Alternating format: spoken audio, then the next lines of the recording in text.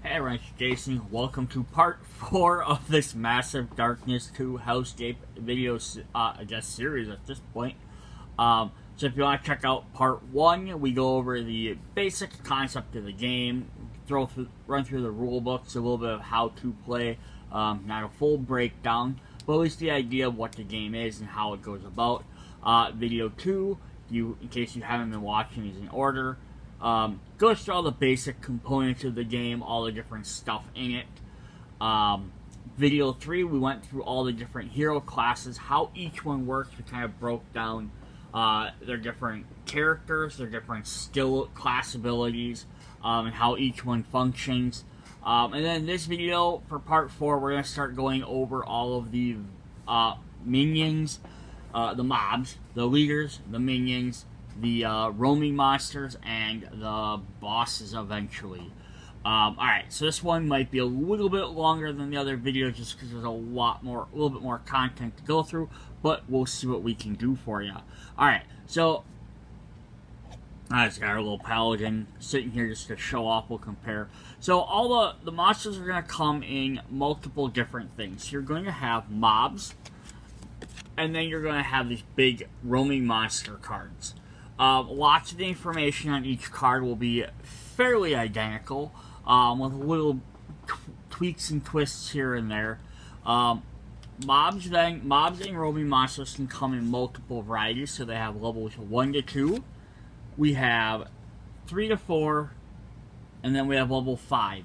And then if you buy the expansion packs, or you get the Heavenfall campaign, which adds more for this, they'll add 3 more cards, so it'll be levels 5, 6, 7, 8, 6, 7, 8, 9, and then level 10. So it's 3 more cards to it, just because the campaign allows you to play up to level 10 characters, so you get higher level characters. So they added mobs that go higher, and then all the expansions just come with the cards available for both, so you have options for that. And basically what this means is if you're playing a game and you have to summon a monster, whoever your highest level character is will determine what level you do. So you first start out, everyone should be level 1, and then if someone gains a level, you're still going to be summoning level 1 to 2 monsters, but then as soon as somebody hits level 3, you'll start summoning level 3 to 4 monsters. And mobs, roaming monsters and mobs, and that's just to kind of keep progression. So that way, what you don't want to do is have like your berserker be running around and taking out everything, and all of a sudden they're getting up to level 5 when all the rest of your team is still at level 1, because now your level 1 team is going to be fighting level 5 monsters. It's going to be a lot harder for them when they do have to get into battle. So it's, again, it works with that co-op, is you need to work as a team. The one character can definitely be running around trying to take everything out. If you're not kind of sharing some of the teamwork together, you might end up making it harder for everybody else. Alright, so we are only, for these monsters, we're only going to be able to look at the first 3 cards, because that's what's in the base game. When we look at Heavenfall, we'll look at the other 3 cards for those characters. Alright.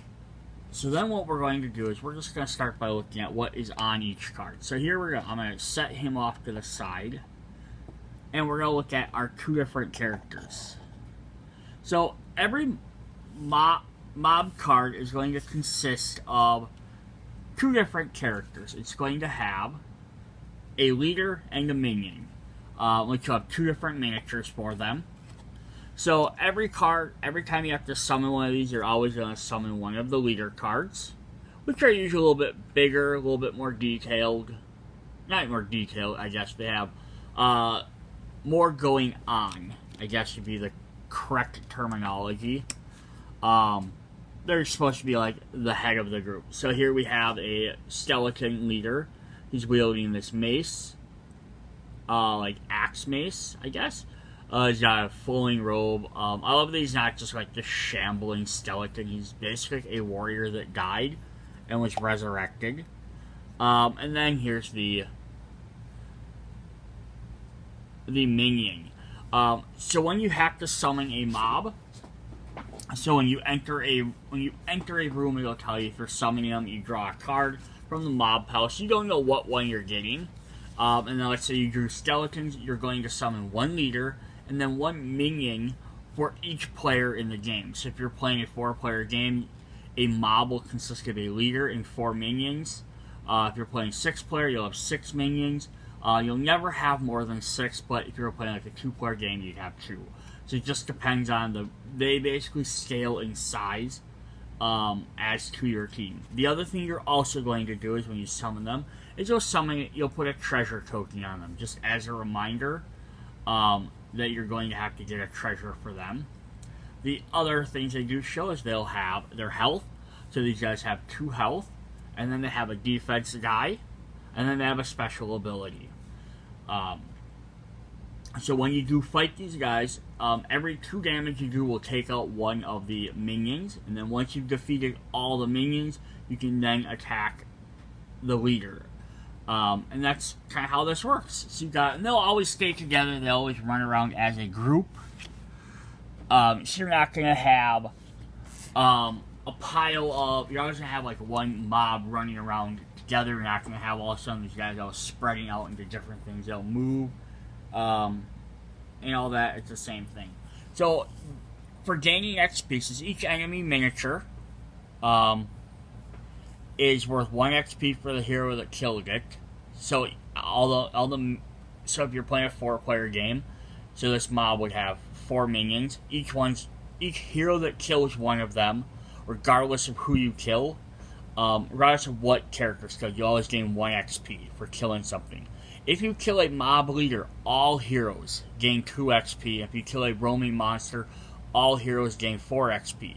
So, if the Berserker example I said before is running around, and they took out the four main skeletons, they gain 4 XP. But then as soon as they took out the mob leader, everyone else would still gain 2 XP. So, although he could definitely do it, if he had help taking out the other guys, that would help. But yeah, that's kind of how this works. And then, so if I just zoom out a bit, you can kind of see his scaling towards the other guys. It makes sense if they're humanoid skeletons, so they're going to be about the same size as a regular human. They roll 1 defense die, so when you do fight against them, they'll always roll 1 blue die. And it says defense 2 claw marks. Add 1 skeleton minion to this mob, if possible, unless the attacking hero discards 1 mana. So when they are defending, if they roll 2 of the claw marks off the black die, they get to activate this ability, and then they get to add an extra skeleton. So that kind of makes them a little bit harder, because you roll some dice for each minion in there, so the more they are, the more they can keep potentially summoning more, resurrecting. Then if we upgrade to the next level, so now it gains an extra health, or up to 3 health. They have 1 extra defense die. And then if we go to the level 5 version, now they have 5 health, so they're going to be even harder to take out. They have 4 defense die, and they only need to roll 1. And you have to discard 2 mana. So you can see how each one gets harder. If you open up a door and you have to summon a mob and it ends up being one that's already on the table, you just end up summoning a higher level version. So basically, it's like as these guys sit out longer, you're going to end up drawing into harder and harder enemies. So this means, like, if I open up a door and I have skeletons out, and then we kill a couple of them, we kill some different guys, and then we open up another door, now we have to summon, and now we're summoning level 3 to 5 monster, or 3 to 4 level monsters, and we draw the skeleton. Instead of adding more skeletons on the table, we are now just going to make the skeletons harder to beat.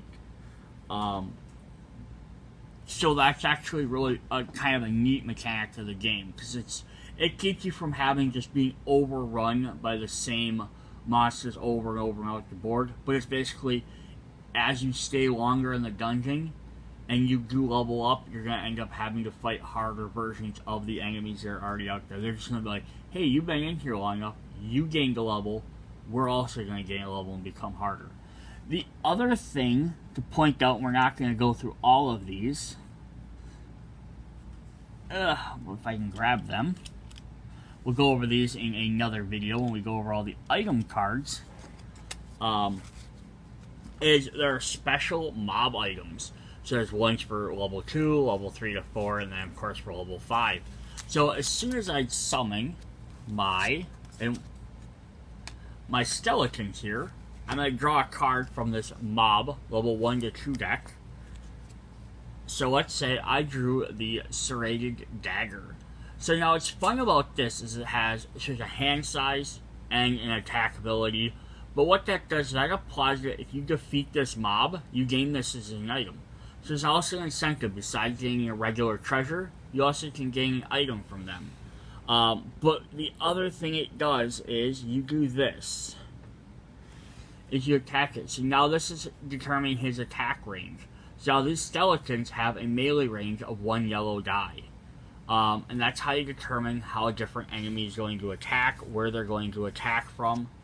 And we're going to have various other things. Like, we could, for whatever reason, end up giving these guys a Staff of Mana, which give them 2 yellow die at a melee range, or a magic range.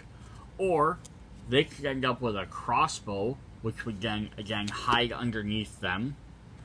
So you don't actually see it's a crossbow. But all we're going to read when we're fighting them is they can attack either at a range of 1 or a melee range of 1. So they're going to try and hit you from a distance. If you get close enough, they're going to hit you close up.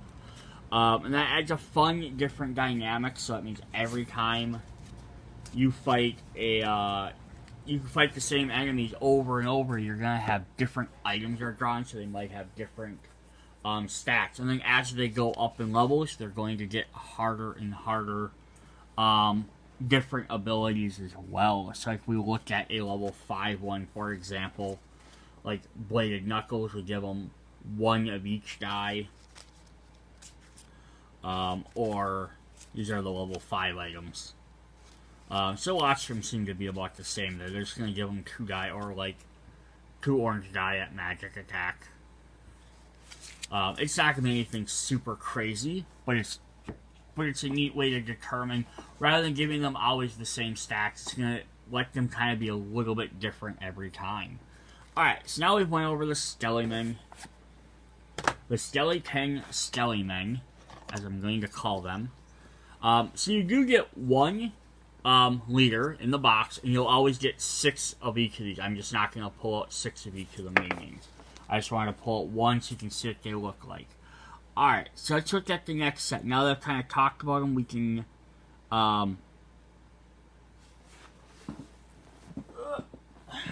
go through the rest of these guys a little bit quicker.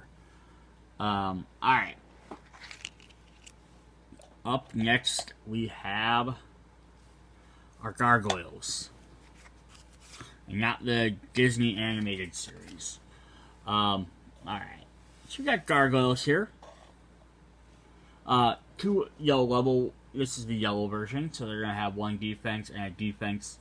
Their claw mark is going to add them an extra defense, which makes sense. They're little stone guys. Try and see if I can get these to focus up on the little miniatures. So little tiny ones don't have any wings. They're kind of like, no legs either. They're kind of just going to shamble around. And then the bigger ones are going to gain some extra wings.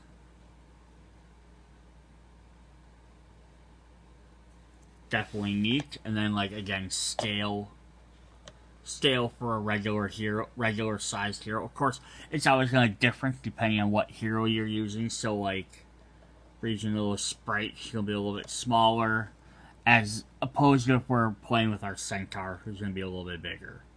So I'm just using the average size humanoid character.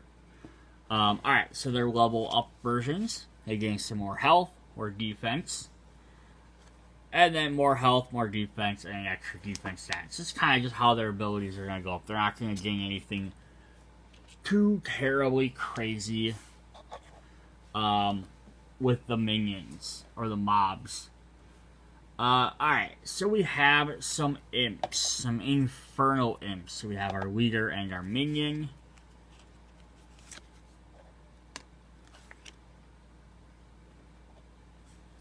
So here's our minion. Let's get you out of the way. Little shield buckler there. Got some little armor on. Serrated sword. And then the leader will always be on the left side of the picture. And there he is. He's got a bunch of like little armored shields on his arms. Just kind of weird. He's got a weird spiked mace. I love them. Little wings. And then them compared to now, they're getting a little bit bigger.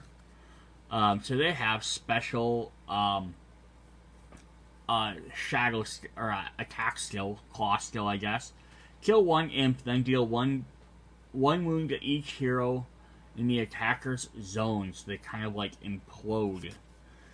And then it just goes up to deal 2 wounds, or it jumps up to 3 defense, and they can deal 3 wounds to each hero in the attacker zone once per roll.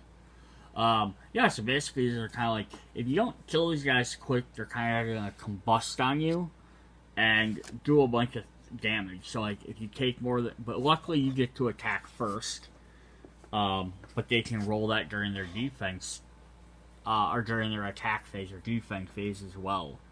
Alright, since you kind of got like little horned fellers, let's look at the satyrs. Whoops.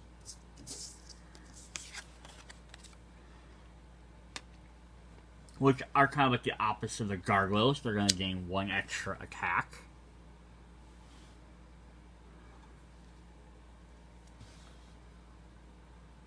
Like their gnarled horns. He's got double set of axes.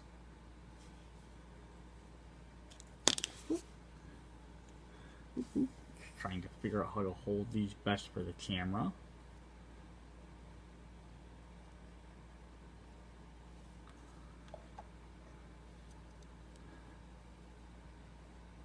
I said satyrs, or it's probably pronounced satyrs. He's got to be double-edged, like triple-bladed, but like double-sided axe. He has a big long tail there. And then again, we kind of have where you can see now, these guys are getting bigger than human size. But yeah, they got the 3 health. So you're giving +2 attack, 2 defense, and he goes up to 6 health, 4 defense, and he gets +2 swords. And more treasures as they go up in levels. Of course. Alright, let's look at our undead next. So, we've had skeletons. Let's look at some zombies. Essentially, that's what undead are, right? Different zombies. These guys are a little bit different designed. I do like that. I like that they're not, again, doing, like, the skeletons. They're not just like, these are shambling bone warriors that are just skeletons that can take, like, a glancing blow and they die. And then these aren't like just your regular undead, like zombie that crawled over the ground. These guys have like armor and weapons. So 4 health, they're actually a little bit beefier than some of the other characters. Attack, claw, add 1 yellow die, and this mob takes 2 wounds. So they sacrifice a hit on themselves to add extra damage. There is, I don't even know what to describe what these guys are. They have like all this like mail armor. I have like almost like a tooler like kit all over. Like he's got a sword on the back. Like maybe they were like blacksmiths or like the blacksmiths of hell. Maybe they worked at like making weapons, like weaponsmiths. So they got like kind of like a belt with all these different gear and pockets on. This guy has a massive helmet. Double swords are really cool.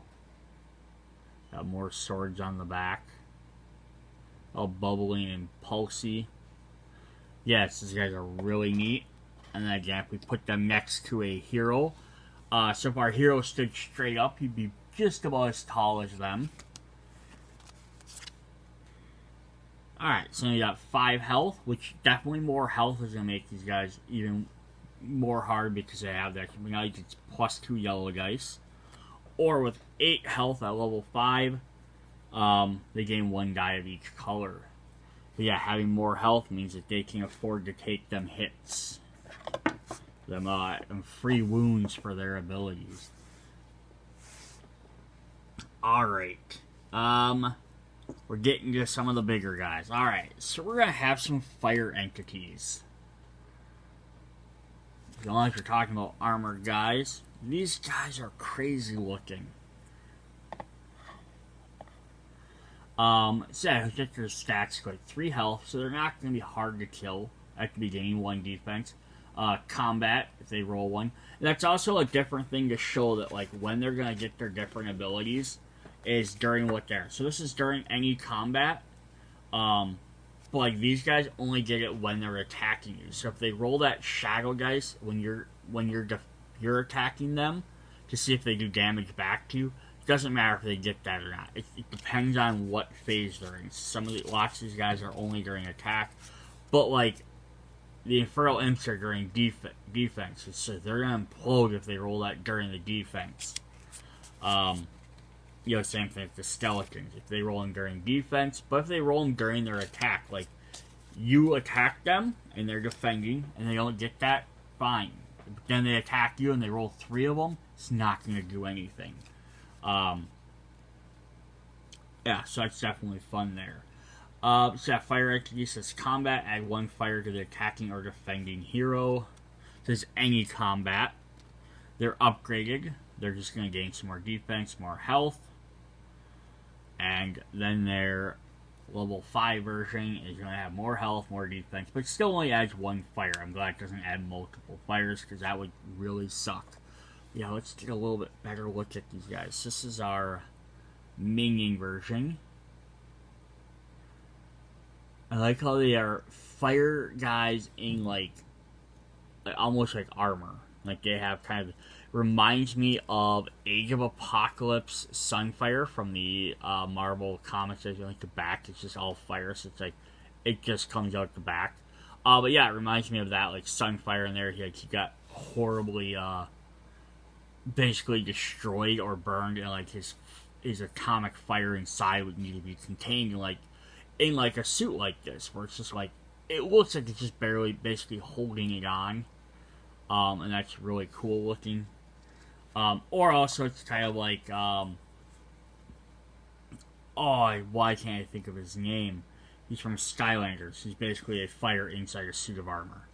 But yeah, then you have this big guy. This guy's ball and chains that are wrapped in fire. So that's definitely cool. I wish almost like these characters had a signature item. That would be cool as well. So like there are those guys compared to Rowan.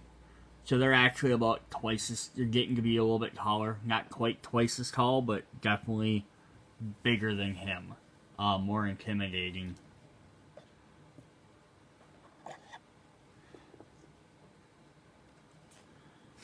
Alright, and then we have 2 more sets of mobs to go through. So since we're going to hell, we're of course going to fight demons.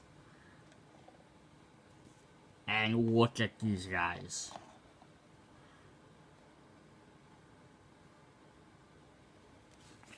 So our minions look like female. Not, I want to say succubus just because you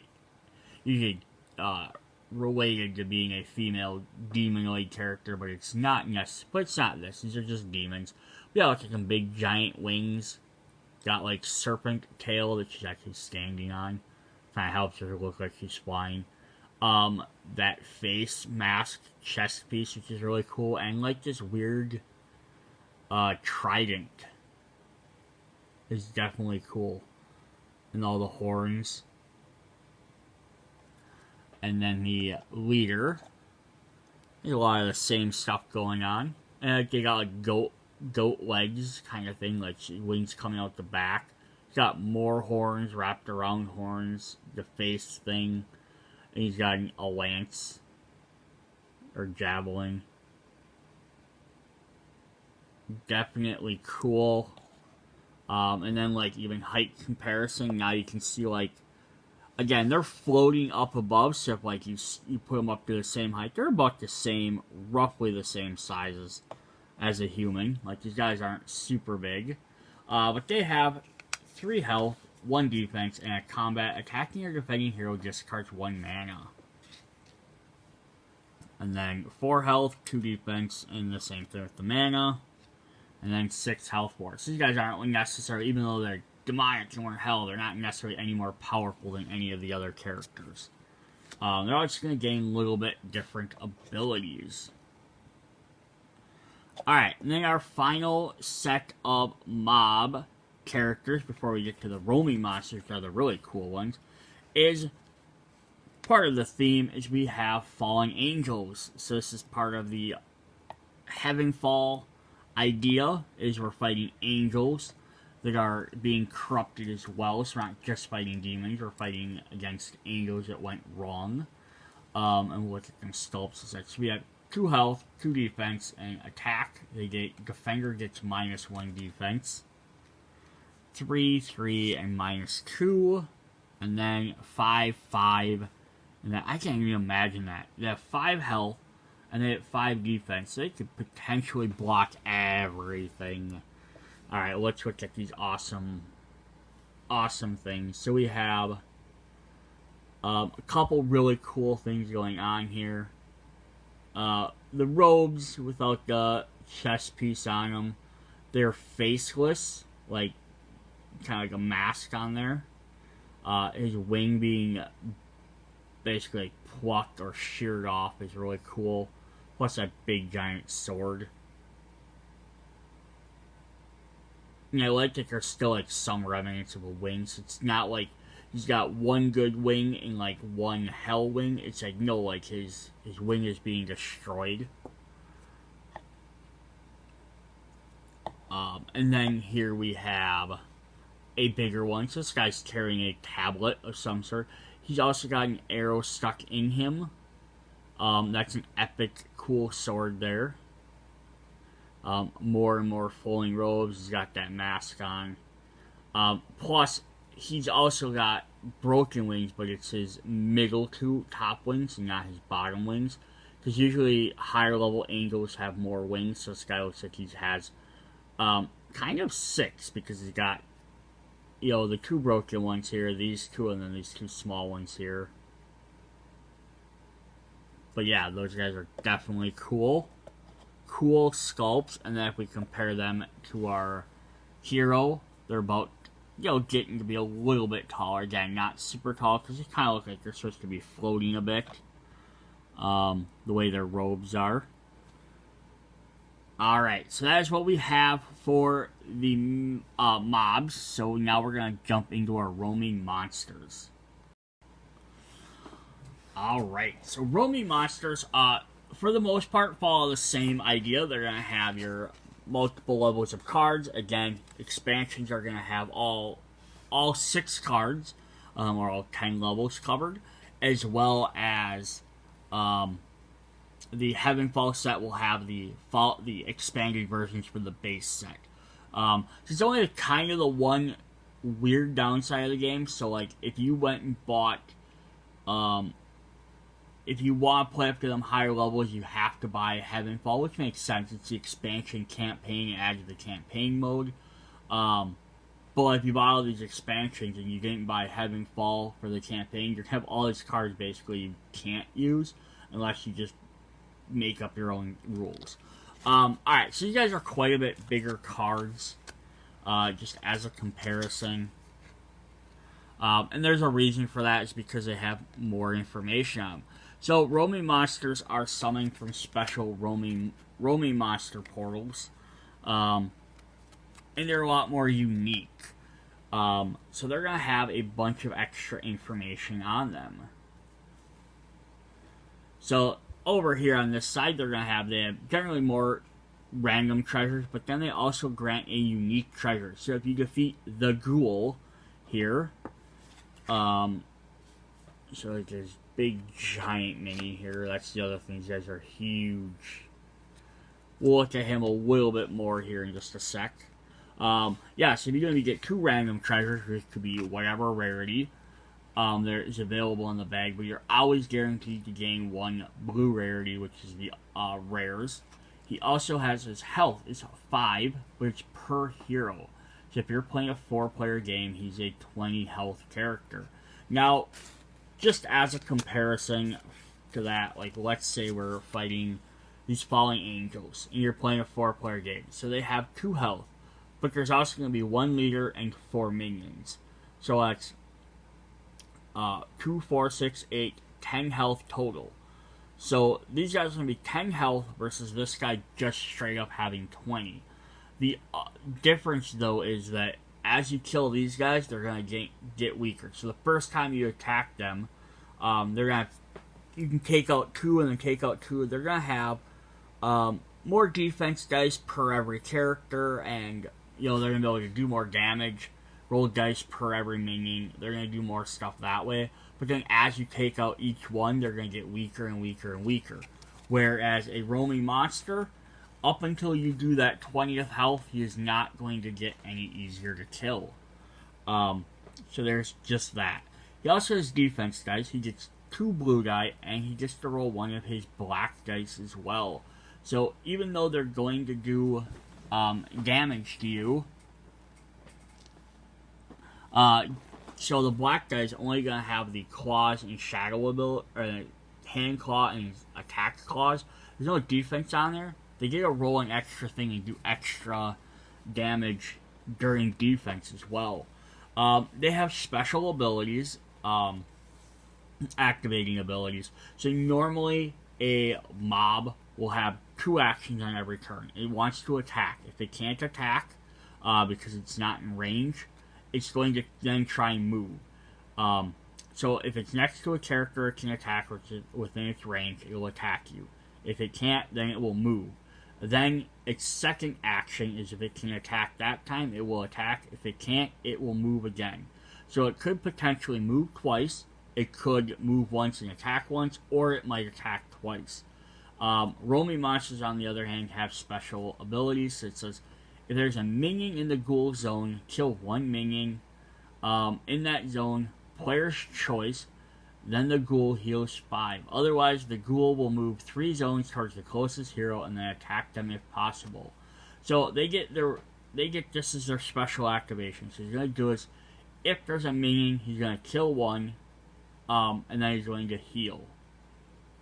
So he's going to eat other little characters and try and heal up. If there's no one near him, he's just going to keep moving and try and attack the closest hero. So he'll move 3 and then attack. During combat, move the closest mob 1 zone towards the ghoul. So if he rolls in dice, it gets them closer. When he attacks, he also gets to roll 1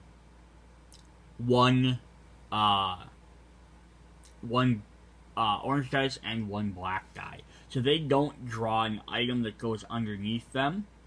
One of the mob items, that's for mob characters, but they have a built-in attack, so you always know what you're going to be able to do.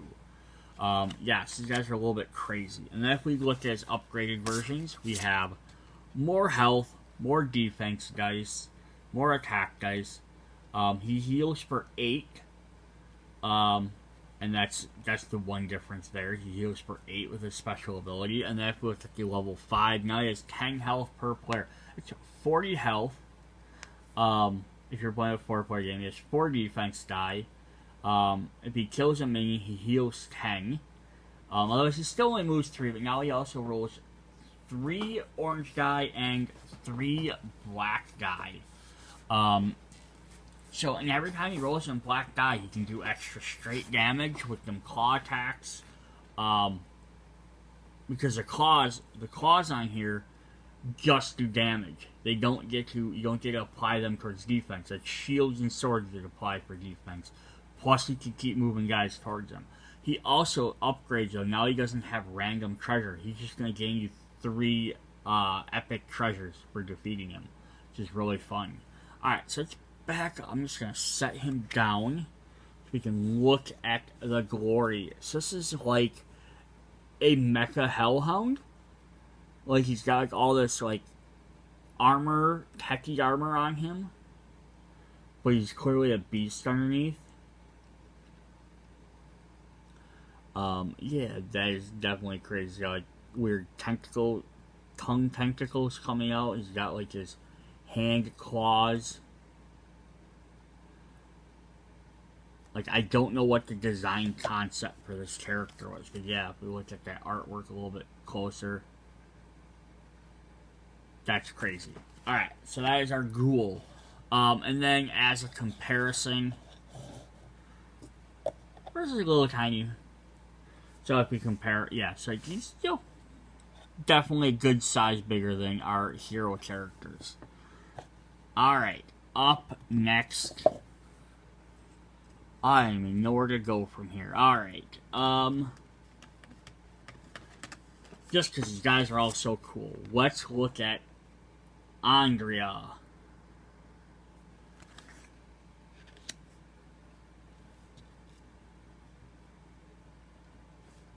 Here is Andrea. This is a bird guy, but he also has some of that mechanical gear. But he's also almost kind of like a fallen angel-y character, because they kind of got like these kind of got these like spines behind him, but he's got some cool wings. Big giant two-handed sword. I imagine he's gonna do some big damage. He has tongue sticking out. He's got a flowing like gown. Really neat. And he is definitely. Oh, and I dropped him. He's just a little bit bigger than our hero character. So he's, yeah, what? Almost twice as tall. You see this guy running around versus you're like, oh, I can deal with them skeletons, but no, do you want to deal with this giant dude?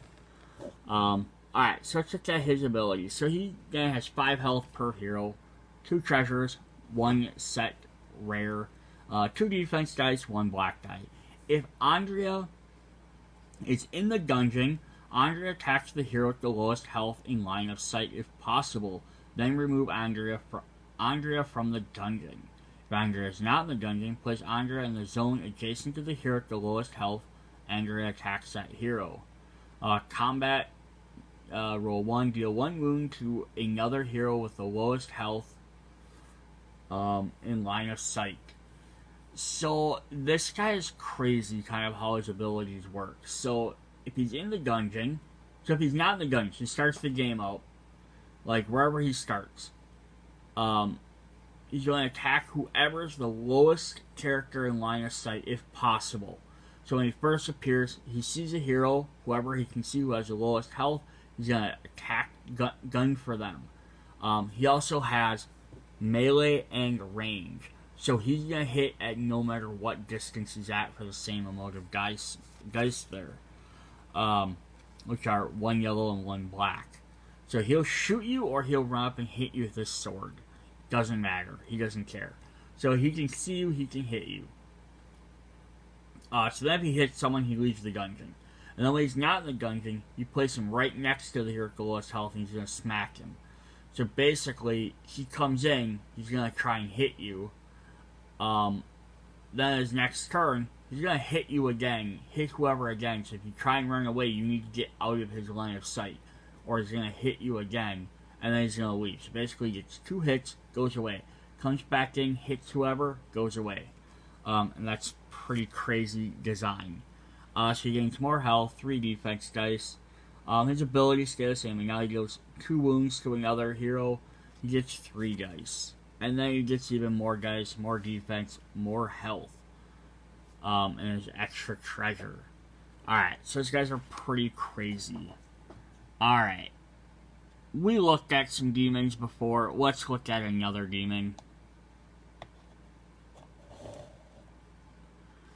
We are going to look at Leiden, the Incubus Lord. Craziness. Alright, I'm gonna just slide this off to the side. We're gonna take a look at this guy. He's kinda got like a goat helmet. It looks like it's his head, but it also looks like like you can see his eyes and like it's a mask, like that's just a helm. But he's got the giant horns, the chest horns, which are crazy weird. Plus he's got like thigh horns. And he's got like this multi-chain on a ball. He swings around with your attack. He just goes like here to attack, runs up through here, comes down. He's a big giant chain ball. This epic sword with the hole in it. I haven't made what the point of that is, but it looks awesome. Of course, he has a tail that he's standing on. And if we zoom out, and he's yeah, even bigger than that. So like again, like we compare him to like one of our fallen angels, like this is the leader, you know, or if we compare him to Andrea. Let's see if I can get both of them in the camera at the same time. So they're about the same size. But yeah, these guys roaming around the dungeon, as they're called, Roamy Monsters. It's pretty crazy. Alright, let's look at what Winging, the Incubus Lord, does. 7 health per hero. 2 defense dice, 1 black die. If Winging is in a light zone, Winging takes 3 wounds and moves to the closest shadow zone. Interesting. There is a hero up to 3 zones away, regardless of line of sight. Place a Winging in the zone with the furthest hero up to 3 zones away, regardless of line of sight. Add 1 fire hero to that and attack them. So basically, you're fighting him. You're going to want to stay in the light zone because he's going to move. He's going to move to whoever's near you and attack you instantly, and he's going to do fire damage. But if you at least stay in the light zone, he's going to at least take extra damage every turn. But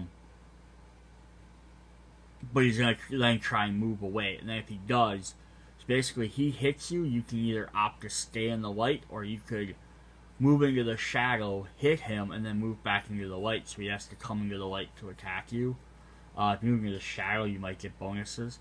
Interesting dynamic on what you want to do there and need to do.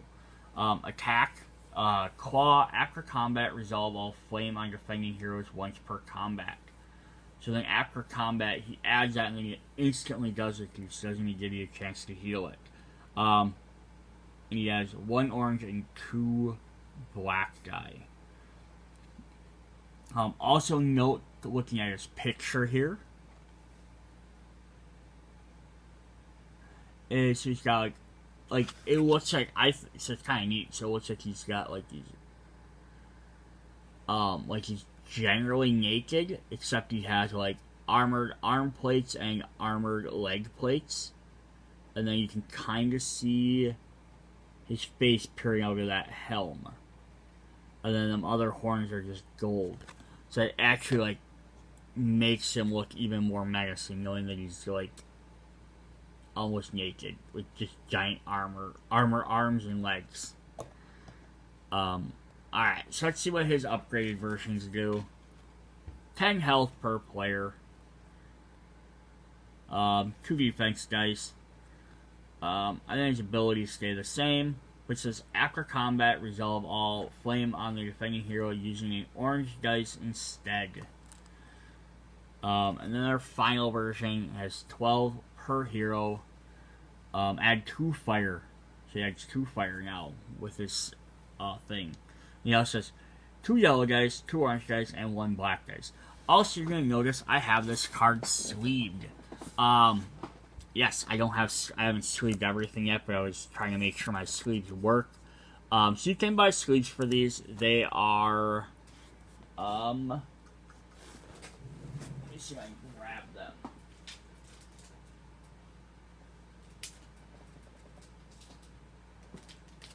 They are this size sleeve, just in case you want to sleeve your bigger cards. They're 81 by 22 millimeter Dixit Mysterium size sleeves.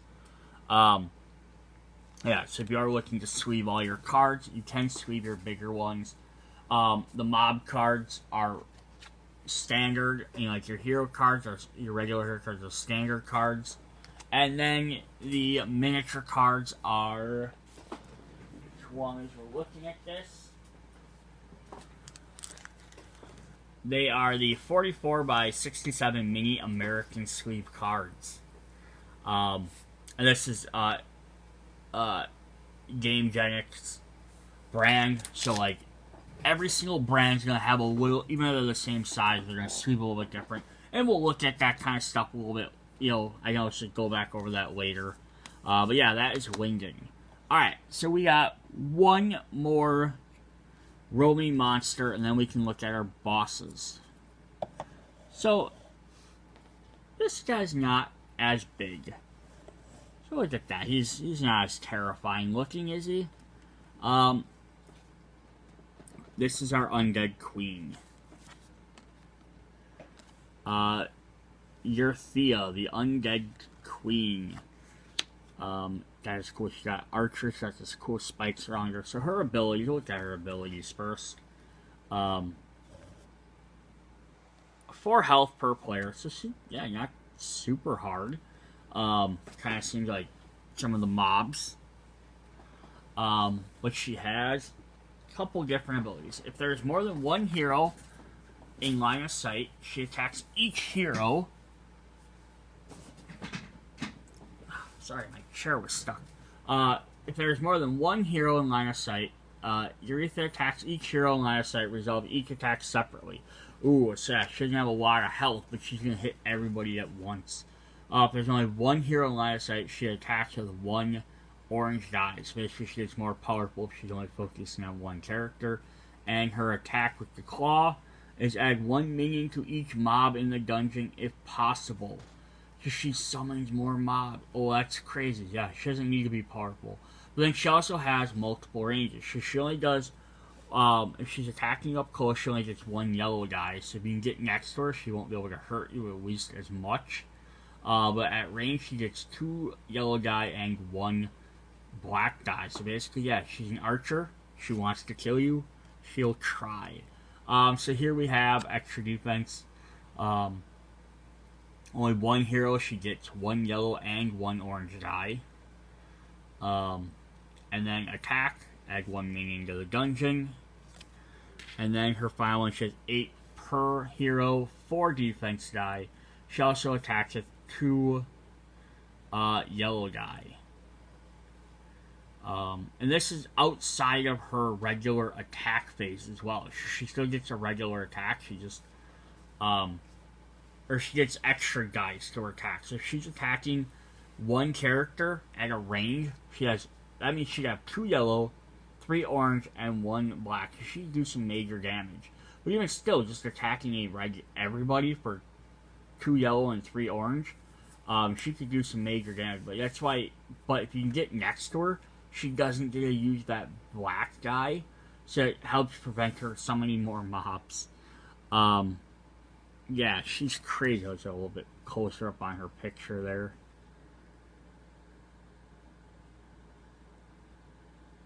She has some big old bulky arms there. A bone thing. I don't know what that spike thing around her is, but that's definitely cool as well. Let's look at her miniature. So I like how she has her arrows right in front of her. That's actually a really neat idea. She just like picks up an arrow and pulls it out. Like reach to a quiver behind her. It's a big flowing gown or cape or dress, or whatever you want to call it. They gave her cleavage, which is very weird for an undead. I mean, she is a woman, but she's still an undead woman, so. And the mouth, sewing shut mouth, will kind of makes me remind me of Apocalypse from X-Men. But yeah, definitely cool. Again, yeah, she's not super huge like some of the other guys. But she doesn't need to be, does she? Yeah, she just, as a comparison, those are our 4 Roamy monsters versus our hero. They definitely have some size advantage on her. Alright, now we're going to head into our bosses, which have... Alright, the bosses, when you fight them, you go to a special boss zone, and then they have their own little tracker on here. They have their own kind of gameplay. You're no longer fighting minions and mobs anymore. You're going to get rid of all of them. You're just fighting these guys. They have a lot of the same information. Like, they have health up here, 25 per hero. They have their defense. Like, so here we're fighting the Reaper. Which basically is like a heaven and a hell boss. He has his regular attack, so he gets to roll 1 yellow, 2 orange, and 3 black dice. In combat, if he gets the claws, defender has no mana, they take 1 frost damage. And then, so there is that attack and health just all the same. This spot up here is going to show their activation.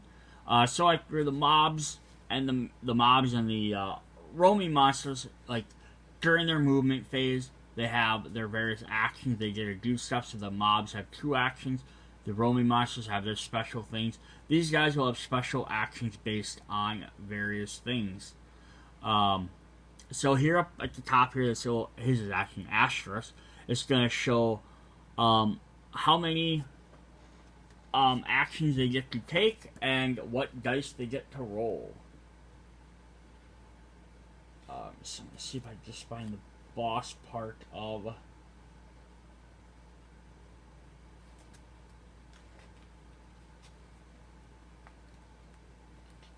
the instruction book.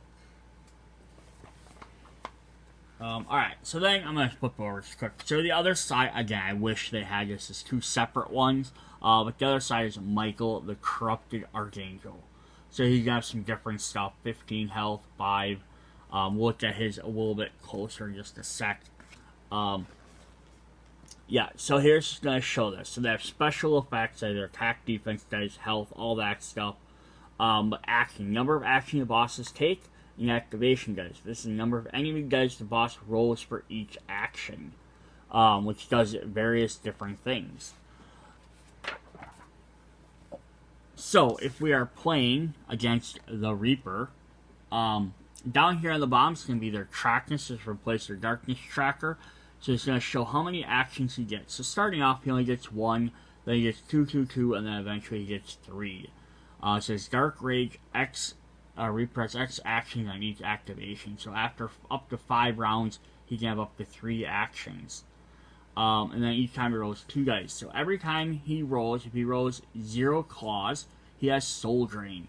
Place the Reaper on the zone with the hero with the least amount of mana and attack that hero. If he rolls 1, it says time is ticking. Place the Reaper on the hourglass zone with the least time and remove 1 time from the hourglass zone with the most timers.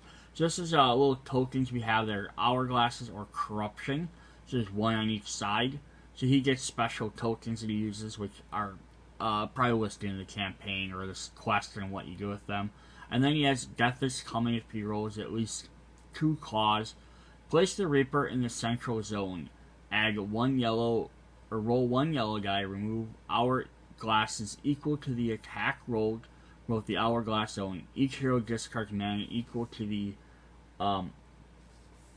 swords rolled. So what this kind of dictates how he plays. So what he wants to do is he wants to attack the person with the least amount of mana. In the middle one, he's going to be playing around with the hourglasses to move them from one side to the other, basically tipping the scales around of time.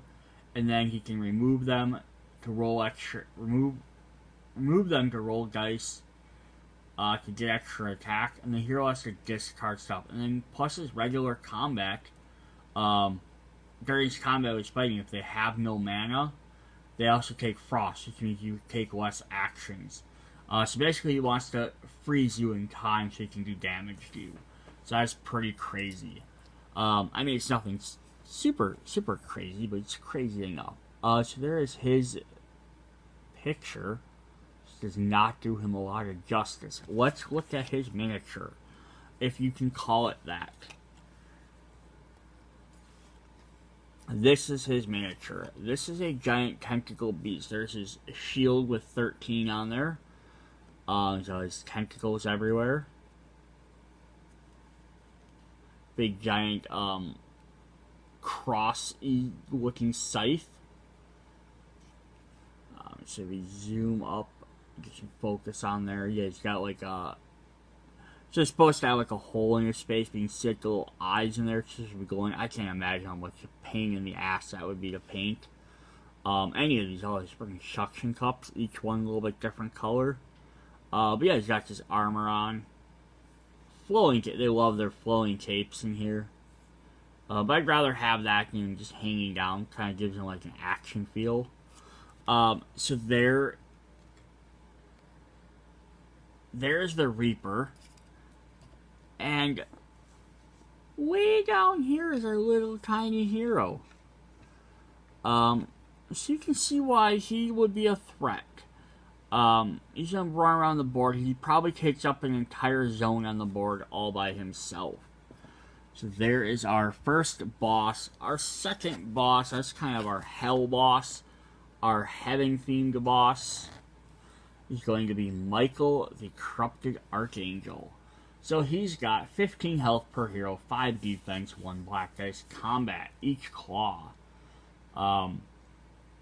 Deal 1 wound for each corruption on the attacking or defending hero. Discard your tokens afterwards, once per combat. Unless there was 2 yellow, 2 orange, 1 black die. So he has 1 activation per turn. Rolls 2 black dice. For 0, he gets Justice from above. Place Michael in the zone of the hero with the most corruption and attack that hero. Lance Dash. Place 1 corruption in the zone of the hero with the least corruption. Place Michael in that zone and attack that hero. Or Dark Blessing. Place Michael in the central zone. Add 1 corruption to the corruption stone zone with the least amount of corruption. Deal X wounds to all heroes distributed as they wish. See the corruption below. So in his timeline, he has either adding corruption or adding extra die. So it says Corruption X. Dark Blessing deals X wounds per corruption in the tile from now on. Interesting. And then Darkness X. Michael rolls X attack on the defense and on the attack and defend from now on. Okay, so then when he does stuff, he gets various things. So each time, so first he does X wounds per corruption, and then the other one he'll do extra dice. That is crazy. And I'm sure there's a little bit more in the story on what those do. But here are the Hourglass tokens. And the flip side are your little corruption tokens, or little snakes. Yeah, so it's kind of neat. The Reaper plays around with time. Michael's playing around with corruption. Let's look at his... I haven't found a good sleeve for those cards yet. Otherwise, I would show you that. This is his. This is crazy. Look at this big old guy. He's got like the winged sandals, big giant shield with a face on it, huge lance, armor, little feathered plume hat. So what's also interesting to notice if you look at his picture is like these big circles behind him, and that are supposed to represent like auras, and not actually just big giant things. Like they're not painted, they don't look as cool, but if you could paint them really neat like that, and make them kind of look like translucent auras, that would definitely be cool. But he's kind of got like a banner behind him. And he's got his big old 4 wings there. That's why they didn't make these double-sided like this. That'd be interesting to figure out how to paint some of this stuff behind each other. But yeah, that is our other boss. And then there he is compared to a little lowly human. And if we put our 2 bosses together,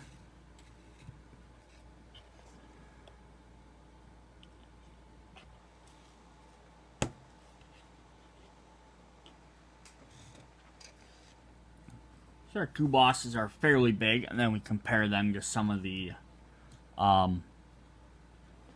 mobs, or Roamy Monsters versus like even the mobs. Just get a scale of how big some of these characters are. Definitely cool, so these guys will take up even more area on the boards. Alright, so that's what we have for our monsters and bosses. So check out the next video, which we're going to start going over the remainder of the cards, which are all the equipment and item cards and little other extra things like that. Alright, see you guys in the next video. Bye.